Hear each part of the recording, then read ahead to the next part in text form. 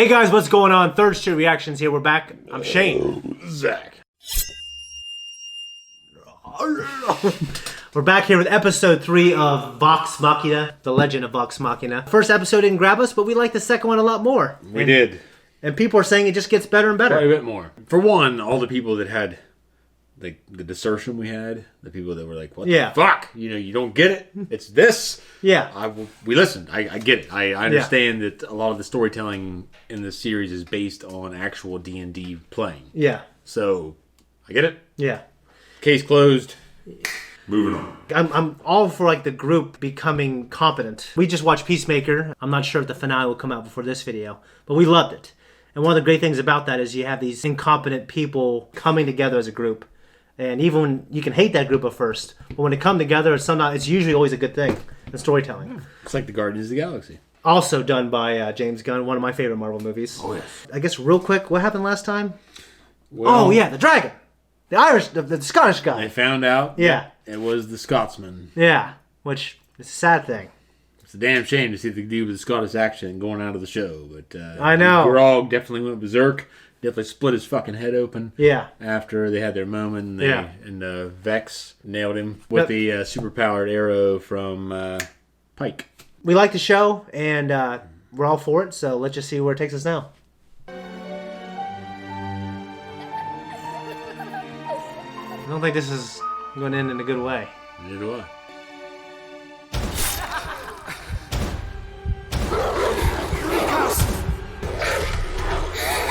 What the fuck is going on? I don't know. I'm getting Castlevania vibes. So it's a nightmare, maybe.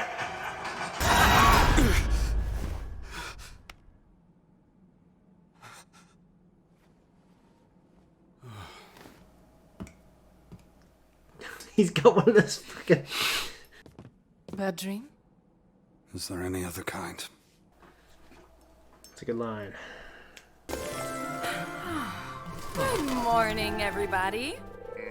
Why is she yelling? 7 to 2. I never agreed to this stupid game. Grog, give it a little shove. Yep, 1 sec. Lady Laura, welcome. Hope you didn't feel the need to bring a housewarming present. I didn't. Hey, Pike, want to be my date? I promise to be on my best worst behavior. Oh, I'm okay. Lady Laura, we'll present ourselves with the utmost dignity. 75. 5? He was just at 2. Oh, yeah, that was a 3-pointer. You see, the rules of ball tag are as complex. Dude, I hate that game, man. I shall brief them on royal etiquette and manners. You have my word, nothing will go wrong. Is there a nice version of... If you brought weapons, they must be checked.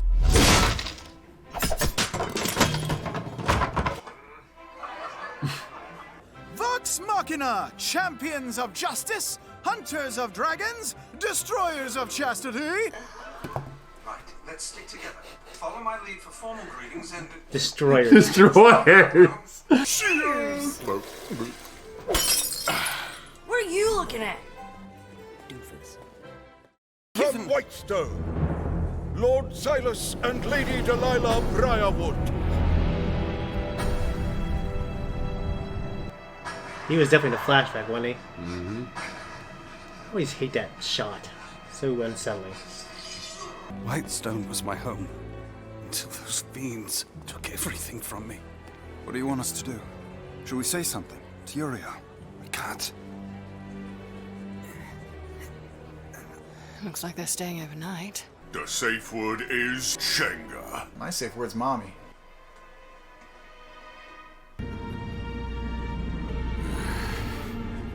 Shit's about to get real. Stand up, fools! He looks like a vampire, doesn't he? He does. Well, I'm pretty sure that's what they kind of were alluding to in the last episode, wasn't it? Okay, maybe, yeah. Mercy.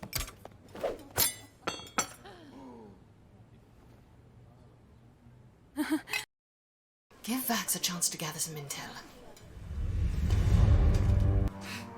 Are they gonna know he's not there? It's about to get real. Are they missing a seat though? Yeah. It's just probably with just what honestly just what happened. One person in the party said, "Hey, I'm gonna go investigate." You know what I mean? What? It's like a fucking Metal Gear Solid snake. It's got a patch.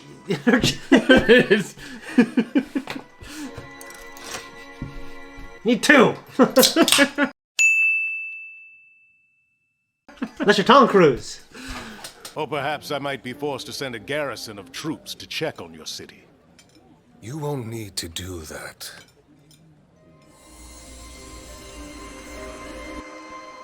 It's like the scepter with the Sultan. There's no need. It's exactly like In fact, Whitestone needs to be protected. Yes, Whitestone's independence. Are you seeing this? Good. I guess it's implied that they're oh, maybe she did see it. Okay. Ooh, nice catch. Those are beautiful beads. I have a set just like it, you know. Beads? I've never once seen you. Ew. It's not the appeal of those things. I don't, yeah. Good. It's a cool ass belt. That's all I gotta say. Yeah. It's like fucking Big Boss level. It'd be cool if it was like a snakeskin belt though, and then it turned into a snake. Yeah, it would be. Then you could have Like complete redneck shit Yeah. going on. Interestingly enough, we're not originally from Whitestone. Of course you're not. Have you heard how we became caretakers of Whitestone? The official story is that the city was administered by the Derolo family until they succumbed to a rare disease. We concocted that tale to protect their legacy. The sad reality is that the Derolos abdicated. They grew bored of ruling, and after their children raided the treasury, they abandoned their people to rot. Liars!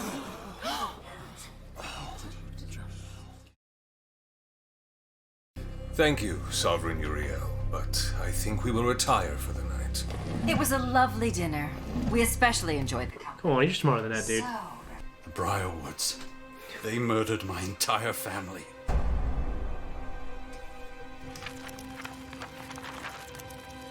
Shit, man, you gotta text him. We got what we came for. The Whispered One. But finding the boy was unexpected. Our circumstances have changed.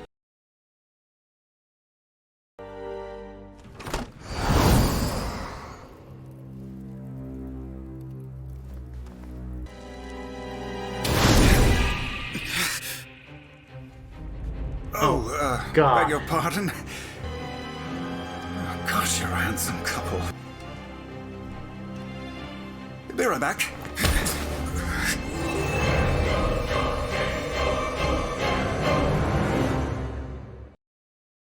Why didn't you tell us? So I'm trying to think about like in D&D when your character that happens to your character, what it means and what exactly it is and what you're able to do. I don't really know what you're thinking. That's a terrible thing. The way it's like reflected on that guy. It's like, But I can show you something special.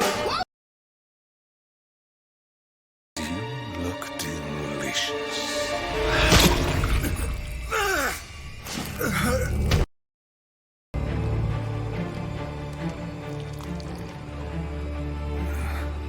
it's a good turn now? I don't know how it works in D&D. No, either. We have to move. We lost the ticket? Screw it. Grog? Come here, fuckstick! Just lost the ticket. Come here, fuckstick!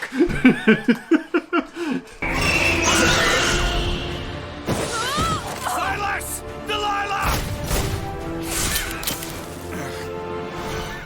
It's the pup who survived. Step off, bitch. She might have a thing for old Percy. Huh? She might have a thing for old Percy. Yeah. I got you, Vex. Come on, please. Thanks, Pickle. Had him right where I wanted him.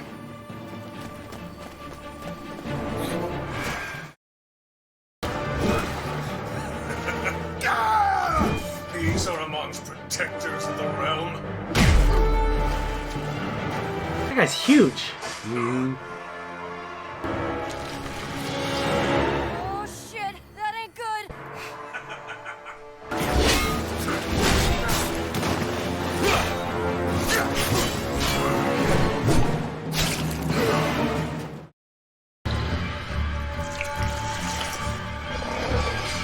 Oh shit. You were saying.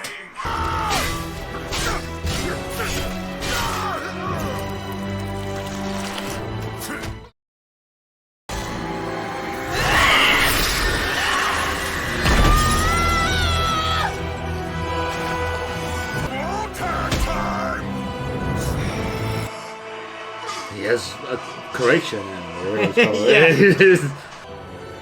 Stop them! Do the little flying thing like the Dementors do to get away. No! I had them! I don't know about that. Had them! He definitely didn't have. Oh, yeah, he probably thinks he had them because they were in the same place as him. Let them slip away! Vicinity. Yeah, dudes. I didn't. I get that little worm. What if he was under control, though? Answer me. Now. What the actual fuck? I'm only a servant. They don't tell me anything. Please don't hurt me. Please don't hurt me. Lucy, stop! It's like over the top, man. Puts his hat backwards. He's pretty dark shit. Yeah. Now your soul is forfeit. Stop him. Halt right there! Guards! Arrest Vox Machina! Go, go! He shouldn't get arrested. That was reaction. It's just discussion. Yeah, I was pretty enjoyable. I think so too. It didn't reach the heights of the great Scottish guy, but like in terms of actually we're getting some story, like Percival, who I actually really like, even though I wasn't his biggest fan this episode. But yeah, I mean, tragic backstories is always a hooker. It is. His history with the Briarwoods and with Whitestone. Yeah. Everything that happened with his family and everything. His hair went white because of all the stress. Yeah. I don't know. But I was bringing up this chick at Giant Eagle, and she was in college. And, I worked there for 7.5 years, so I saw her go through college. And at the end of her senior year, both her parents died, and there's all this stuff going on. I mean, that's enough to stress you out. But her hair was like white. It was like turning really white. Well, I work with a guy that's like at least 6 years younger than I am. Yeah. 5 or 6 years younger, and he has like graying hair. And I am starting to get gray now. Yeah. But I don't have that much gray hair. Yeah, He's got like gray fucking hair. I know a lot of it's genetic, but like if you're prone to getting it and you get stressed out, you'll absolutely get gray hair. Yeah. Well, I definitely have some starting. Yeah. Now. So I have gray hairs on the side and then my beard. Yeah. But I don't have that much. Yeah. So it's been getting more pronounced lately, though. Yeah. So it's. I really enjoyed it. People said that this series gets better. In episode 3, we start seeing some good stuff. And yeah, I mean, I agree. It was a great episode. Love the stuff with Percival. The comedy, either I'm acclimating to the style or it's getting better, but it's not falling flat for me anymore. No, go on, Buckstick. Yeah. He pulls the guy out of there. That was great. I think it's just funny that they lost the ticket. Like they needed a ticket. Yeah, it's great. Yeah. I'm having less and less complaints about it. I think what I really needed to adjust to was the method of storytelling. Yeah. Because I know now that they're just taking a D&D campaign and literally putting it on the screen. Yeah. So it's not traditional, like someone sitting down with a pen and paper and writing it all out. Like there's a very strong element of chance. Yeah. That is specifically applied to this story. It's not like George R.R. Martin like writes a story says I could not help that. What's his name? I couldn't help that he was going to die. I couldn't change the story. It's just how it had to be. Yeah. It wasn't like that. Yeah. It was just literally, even though the dungeon master had a story in mind. Yeah. You roll those dice and you've got a number you can't ignore. Yeah. It's just how it has to be. Or you choose not to ignore, too. Yeah. Like a good dungeon master will have backup if it's close, stories. though. Yeah. And that's the thing. If it's close, I've heard they're more prone to like attacks. Like, okay, if it's 10 and over, it's successful. If it's under, then it's not successful. So if it's like a 9, like, well, this character will die and he'll be out of the story if this happens. So, you know what I mean? Yeah. I've fought D&D campaigns where you're fighting hopelessly, someone with 1,000 hit points, and you're not doing any damage at all. It's like you have to run or you will die.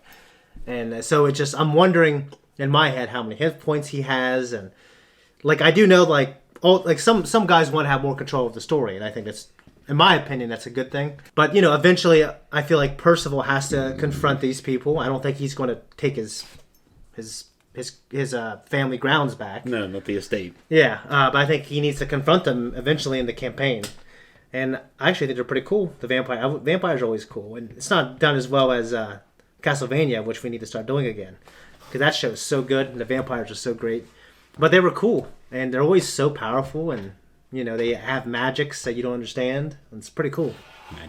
Magics, yeah. The dinner was appropriately awkward, and I think it should have been. And I knew Grog was gonna fuck it up and be rude. He wasn't. A little bit. He said some nasty shit. The only thing he did was when they first walking in, he's like, "Oh, shit's about to get real," and then he said something else after that. But like, he didn't like actually fuck it up. Percy was the one. Yeah, that was literally like just not observing protocol, and he was. If he'd have been on his game, he could say, "Get up, guys," and like they all would have gotten up. Yeah. But he wasn't on his game, and he broke the glass and confronted them, and that's what made these vampires realize who he was. There has been things in D&D where when I played, like I played one big campaign, didn't finish it, and I played a smaller one before that. Mm-hmm. It was like, okay, everyone leave the room except Shane. All right, Shane, this character comes to you, and this is like your personal story, and this is what happens. You got to roll to see what happs. And it's like one of those things you can tell the other guys, you can not tell the guys. I'm wondering when Vax left the room, if the character could have escaped before the vampires got there, and he just failed to roll. And then obviously he snapped out of the trance and jumped out the window. Yeah. So I see all those things happening. It's exciting to think about, even though when it comes to, if you're not thinking about any of that stuff, it's just kind of I don't want to say run of the mill because it's entertaining, but it's not as thoughtful. You know, if you have your own idea, yeah, about all that, like you've played the game before, and you know, yeah, you know, I understand. Like I've never played D&D. Yeah, D&D. I think you'd like it. I mean, I think like, I think there was a time when I would have. I think now I'd probably get impatient. The big thing that I've heard people tell me is like, I think you could tell a good story, which I know people who don't like to play, but they love to tell. They love to be the DM. Mm-hmm. They love to tell the story and be basically the god of the game, but they don't like to participate. It's interesting, you know. I don't got anything else. I thought it was really good, and I like the show, and yeah, let's do the next one next time. There you go. Thanks everyone for tuning in. If you like what we do here, like and subscribe. You can find us on Instagram. You can find us on Twitter. And you know, we got 20 seconds to take up in all this, so you know, I really can't fill it in because I'm really not that interested in coming up with any other added material. So comment down below, like and subscribe. It really helps things. Yes. If you want to help. If you don't want to help, but you just want to bitch, it still helps. So you can bitch all you want. Just know you'll be helping.